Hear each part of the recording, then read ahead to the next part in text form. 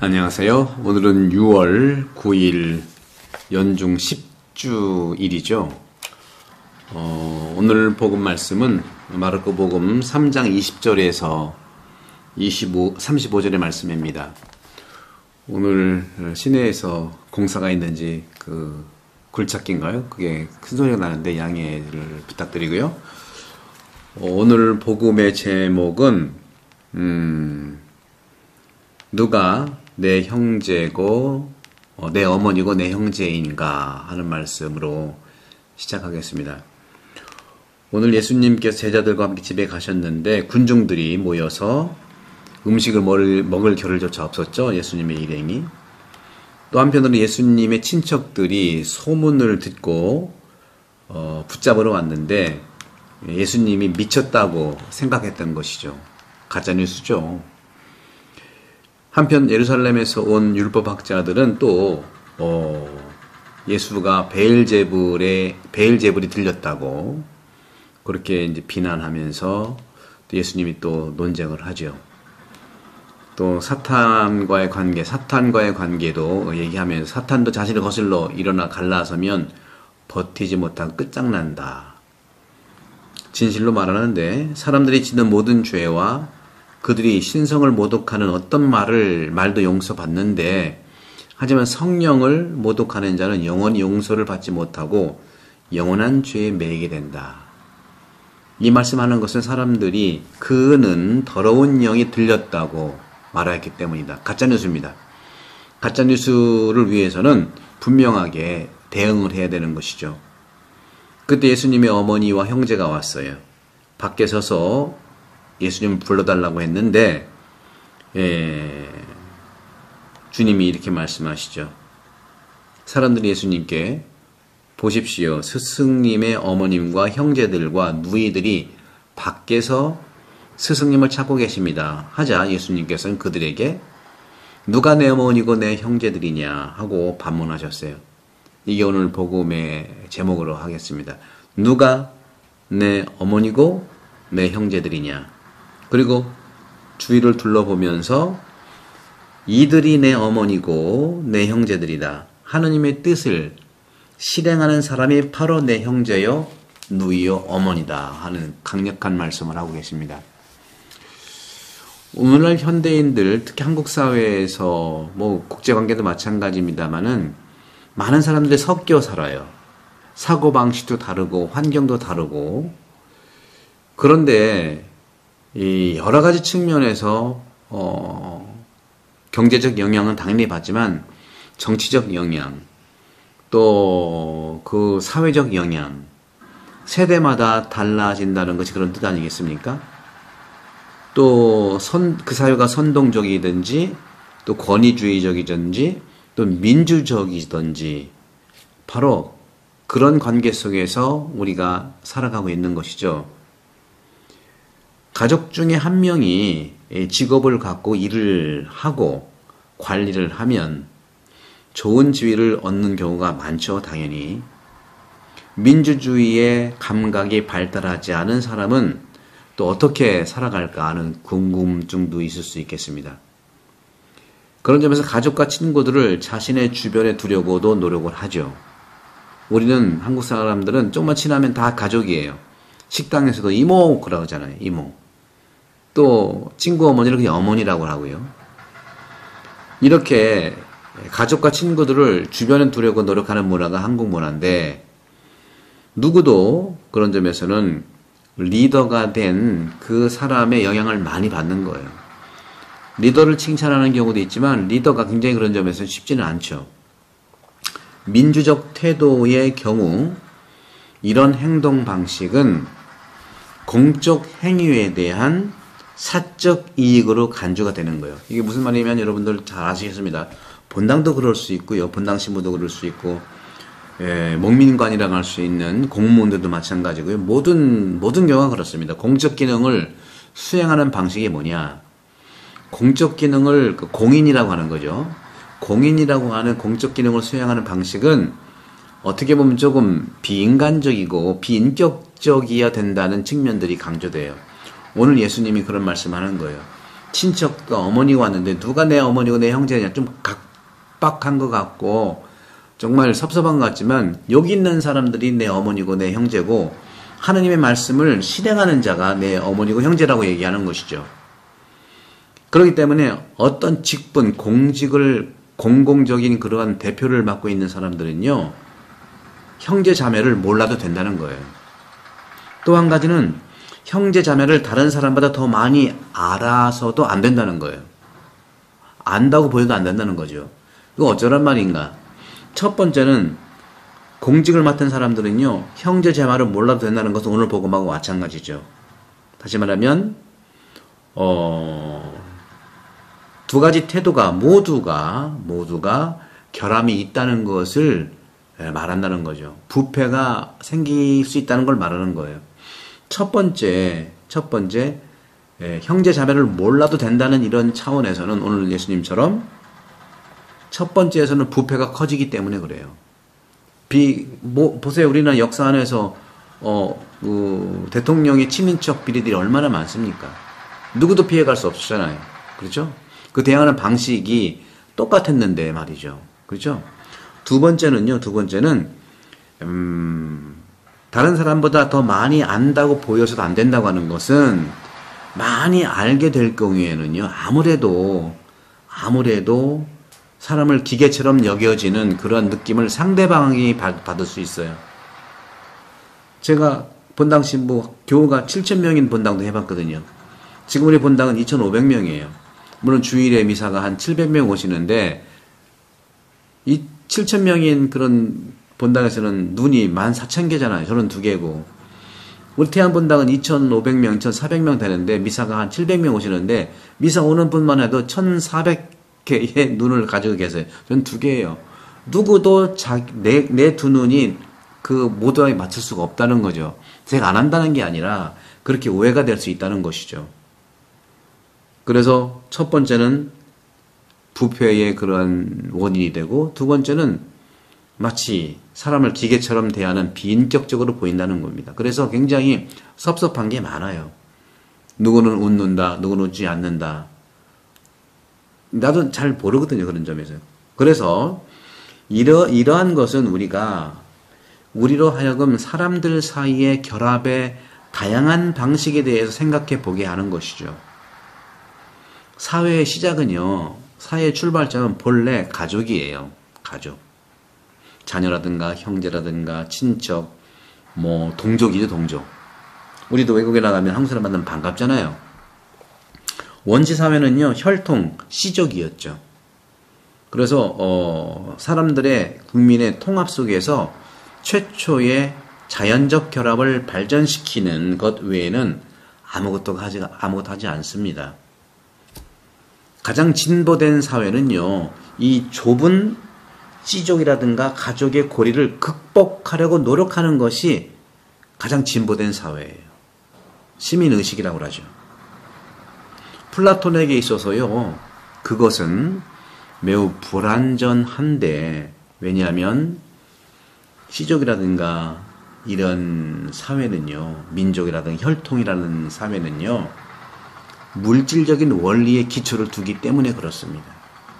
혈통, 민족 사이에 갈등과 전쟁으로 이어지기 때문에 그래요. 그러니까 예수님이 이웃을 사랑하라고 한 것은 혈통을 사랑하라는 것 같은 얘기예요. 여러분들 가족 안에서 싸움 나면 대박 싸움 나는 거 아시죠?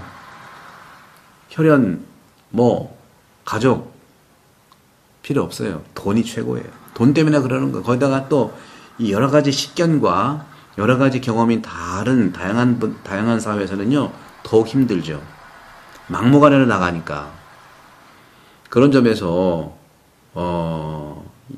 우리가 우정이라고 하는 거, 다시 말하면 아리스토텔레스에 의하면요, 영적 관심을 가진 사람은 더욱 높은 결합을 추구해요.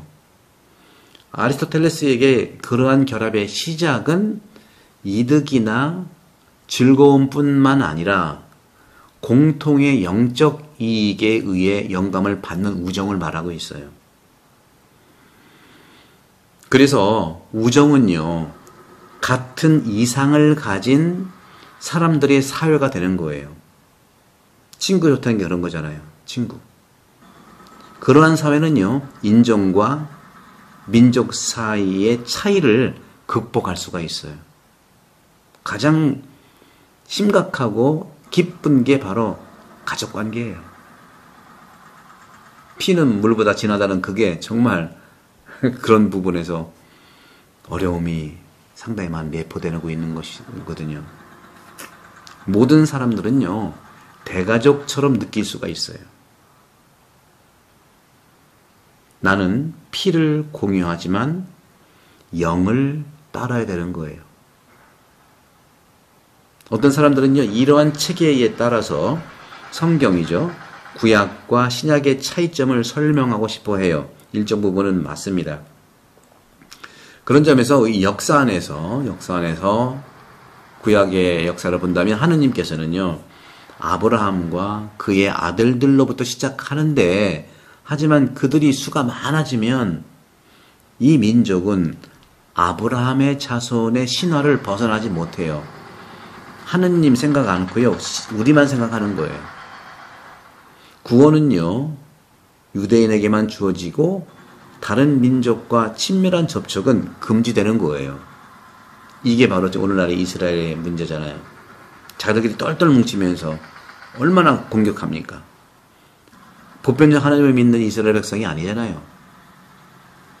그렇기 때문에 더군다나 이러한 점에서 복음이라고 하는 것은 상당한 우리에게 선택을 요청합니다. 복음은 의식적으로 이러한 국경과 경계를 초월하는 거예요. 그리스도의 메시지는요, 온 세상을 향하는 것이죠. 박애, 의식의 확장, 자신의 확장을 얘기하는 거예요. 그것을 받아들이는 신자들은 같은 혈통이 아니라 같은 믿음으로 새로운 사회를 이루는 것을 말하고 있는 거예요. 예수님이 그렇게 얘기했거든요. 이를 확인하기 위해서 전적으로 이러한 의미의 복음서 본문을 우리는 만나야 되고 읽어놔야 된다는 거죠. 복음은 우리 안경이잖아요. 안 보이면 안경을 쓰듯이 우리가 안 보이면 복음을 쓰고 만나야 되고 읽어내야 되지 않겠습니까? 예수님께서는요, 가족을 통해서 인간 사회에 들어오셨어요. 그렇기 때문에 나중에 예수님은 가르치기 시작했고 정말 그 스승이 됐잖아요. 랍비가 됐잖아요. 그렇기 때문에 예수님은 가족과의 관계를 끊고 친척들을 알아보지 못했고 심지어 어머니를 부인하기까지 했어요. 그게 오늘 복음에서 얘기하잖아요. 그들에게 얘기했잖아요. 누가 내 어머니고 내 형제들이냐. 주위를 돌아보면 주위에 앉아있는 자신들과 이렇게 하느님 말씀을 얘기하고 있는 이 사람들이 내 어머니고 내 형제라는 거예요. 내 어머니와 형제들이 누구든지 하느님의 뜻을 실행하는 자가 내 형제고 어머니라고 얘기했잖아요. 오늘 복음 마르코 복음 3장 31절에서 35절입니다. 이걸 우리가 철저하게 읽어보시죠. 그렇기 때문에 구약에서 신약으로의 전환이 육신적인 것에서 영적인 것으로 전환이라고 말할 수 있어요. 그렇단다면 우리는 확실히 진실을 말하고 있는 겁니다. 우리가 세례받은 다음에 또 대부대모가 생겨서 대부대모가 우리의 정말 영적인 관계인데 그것도 육적인 관계를 또 생각하는 사람이 많아요. 영적인 부모를 또 육적인 관계에 돈 빌려주고 또 우리 자식이 우리 대자가 몇 명이라고 세를 부리고 있고 본당에서도 그럴 가능성이 많고 철저하게 영적인 관계가 대부대녀입니다. 돈 관계 하지 마십시오. 오히려 그냥 어려운 사람 주십시오. 이게 치명타예요. 차라리 사회 육적인 관계에서는요 그런 규칙들이 정해지는데 영적인 관계의 교회 안에서 육적인 걸로 하려고 하니까 얼마나 이것이 많은 사람들한테 정말 상처가 되고 공동체가 분열이 되지 않습니까?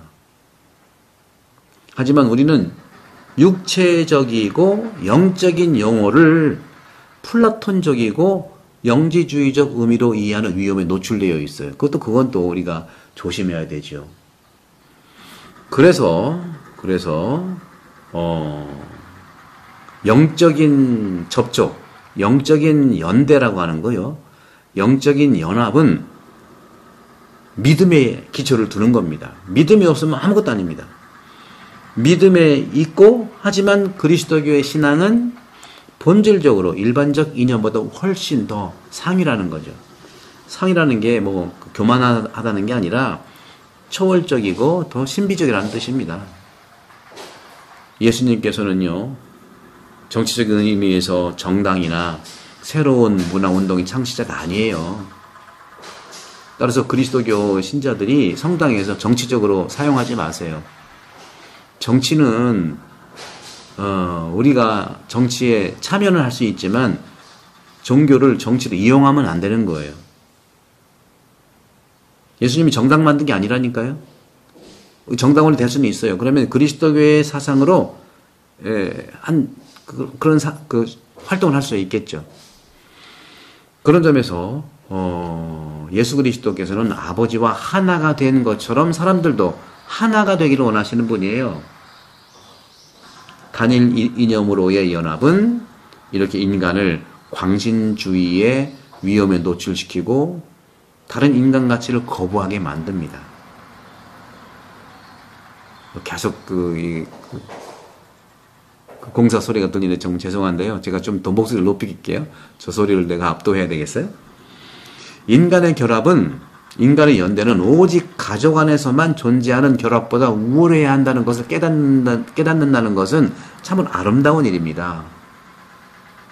동물적인 것이 아니잖아요. 요즘 동물도 얼마나 잘하는데요. 그럼 다시 질문으로 한번 돌아가 봅시다.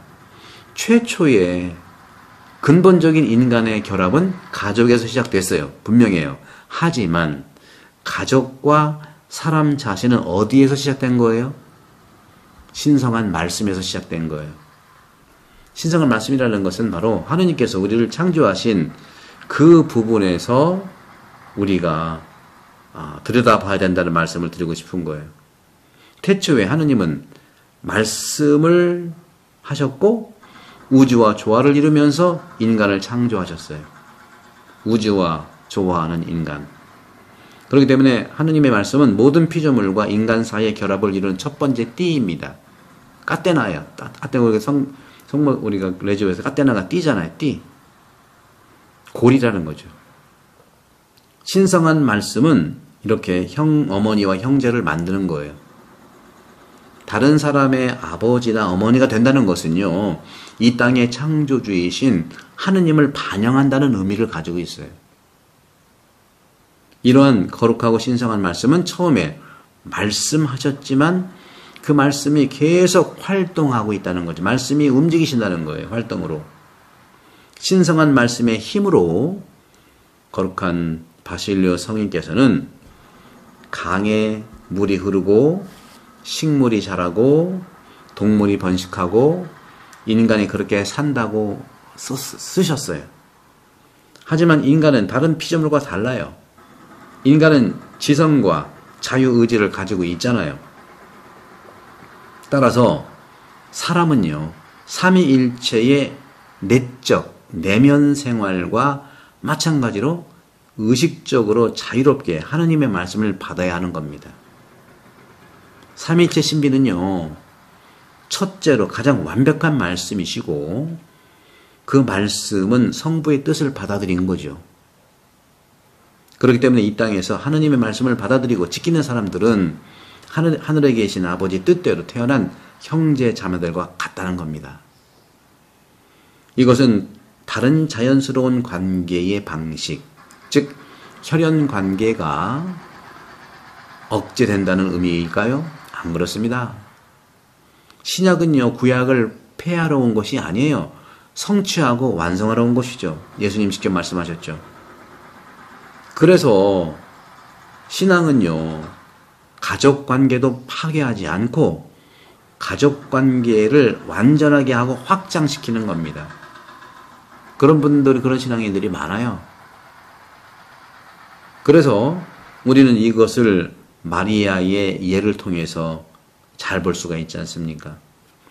어떤 사람들은 우리가 인용한 복음 속에 복음의 본문을 마리아 공경에 반대하는 주장으로 사용하고 싶어 하지만 이건 잘못된 겁니다. 바로 마리아 안에서 우리는 육체적인 것에서 영적인 것으로의 전환을 온전히 보게 되는 게 마리아예요. 그리스도와의 관계에서 마리아는 무엇보다도 육체적 어머니로서 나타나셨고 그리스도께서는 공동의 혈연을 통해서 계속해서 마리아와 결합하신다는 것이죠. 그러므로 그녀는 오랫동안 가족과 함께 살았죠. 키나 얼굴 생김새도 바로 어머니를 닮았을 거예요. 그런데 그의 어머니가 된 것은 어떻게 된 일일까요? 천사는 마리아에게 하느님의 말씀을 전했죠. 마리아는 육체적인 의미에서 하느님의 어머니가 되기 전에 이미 하느님의 뜻을 믿고 받아들인 겁니다. 이것이 굉장히 중요한 우리가 말씀을 실천하는 사람이 어머니가 형제라는 뜻이죠. 마리아가 그렇게 하신 분이에요. 마리아가 예수님이 잉태하기 이전에 말씀을 듣고 받아들인 거예요. 이걸 얘기하는 거죠. 그래서 어머니야말로 최고의 어머니다 하는 말이죠. 신약의 첫 번째 신자 마리아. 그래서 마리아는 창조주 하느님의 완전한 형상이 되었어요. 왜냐하면 마리아를 통해서 말씀이 육신이 되어서 우리 가운데 사셨기 때문입니다. 예수님이 승천하신 다음에도 사도들과 함께 살았고 교회의 어머니가 되셨잖아요.